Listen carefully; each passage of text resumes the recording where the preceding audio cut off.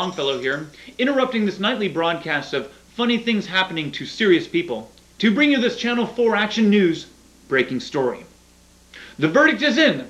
Murphy Durson has been found guilty of 12 counts of first-degree murder. His sentencing is scheduled for 5 seconds from now.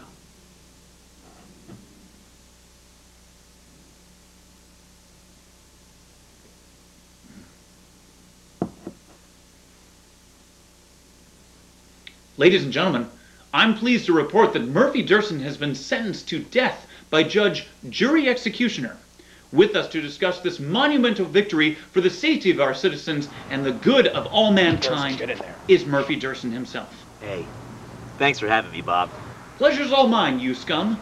Now the questions on everyone's mind is, what was going through your mind during the sentencing? Well, I'm glad you asked me that, Bob. You know, when the judge found me guilty and then minutes later sentenced me to death, I wasn't worried at all. Why is that? Well, it's really quite simple, Bob. You see, I'm not guilty.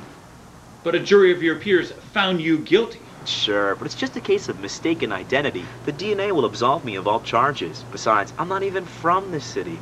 I was just driving through to get to Mother's house for Sunday brunch. She makes these scones that are terrific.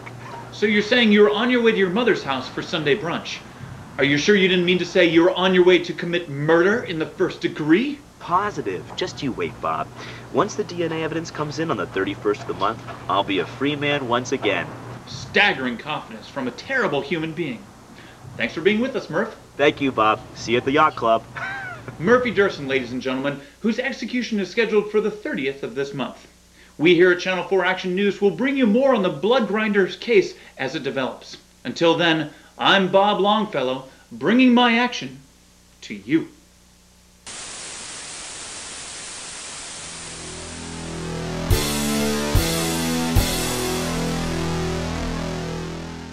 How's it going, guys? Welcome to Blood Grinder Blodcast Week 4, coming to you live, not live, but on location on the set of Channel 4 Action News. My name is Dave Conti. And I'm Matt Bronsdorf. I'm Nick Schwartz. And this week we have raised an additional, what, $255? 255. 255, yep. 255. So thank you to everybody. Everybody over here. Yep, on that side of the screen. This is another good week. We are, slowly but surely building our way towards the goal, and we're very excited to see how we progress from here. We have a few things on the way for the campaign. We're doing some interviews.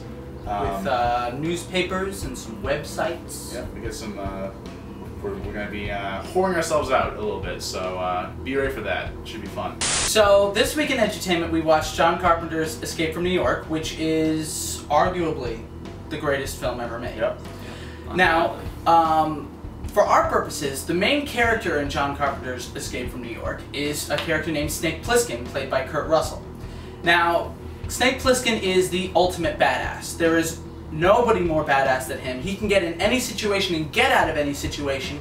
He may have some cuts and bruises, but he's going to save the day.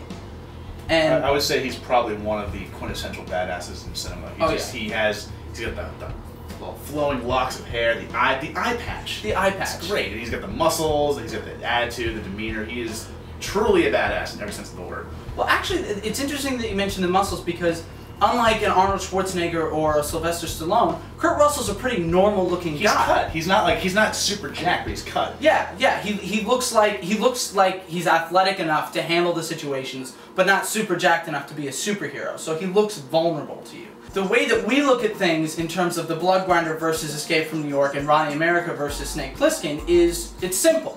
Ronnie and Snake were brothers who were just separated at birth. Snake speaks with a whisper. He never elevates his tone. He never yells if he doesn't have to.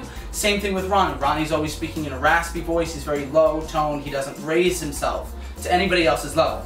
They have to meet him at his level. The one key difference, I think, between Snake and Ronnie is that we find out a little bit of Snake's backstory. We want to leave Ronnie a little bit mysterious, and I think we find out the only thing we don't really know about Snake is why he has an eye patch. We just have to assume it was from like a badass stubble growing accident or something like that. So I'll talk about the city, I guess, which, in case you didn't deduce from the title, is New York.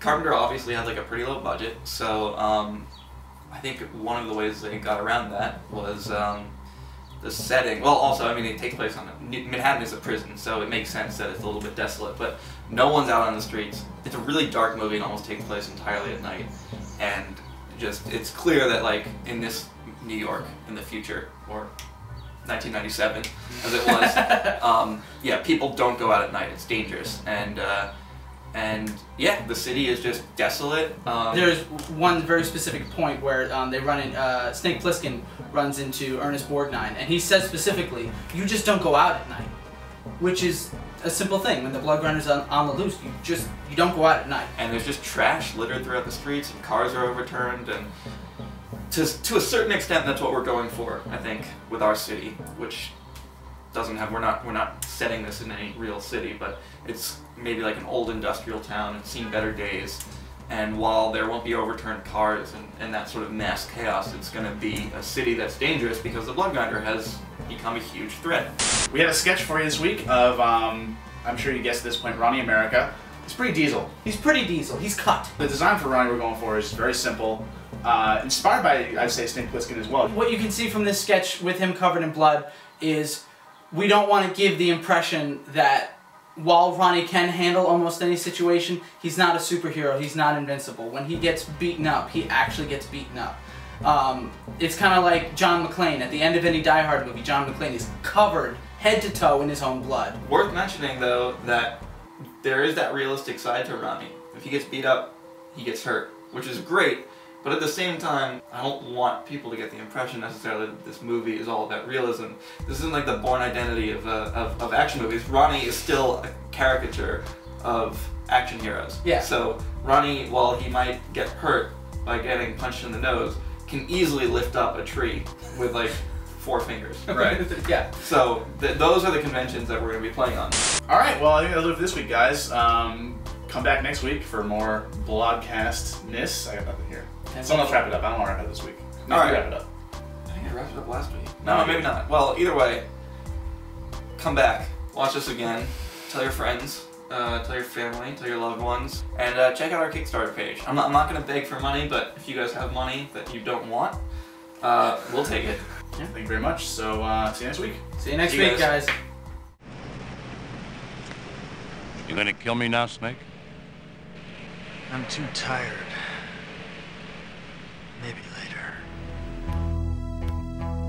later.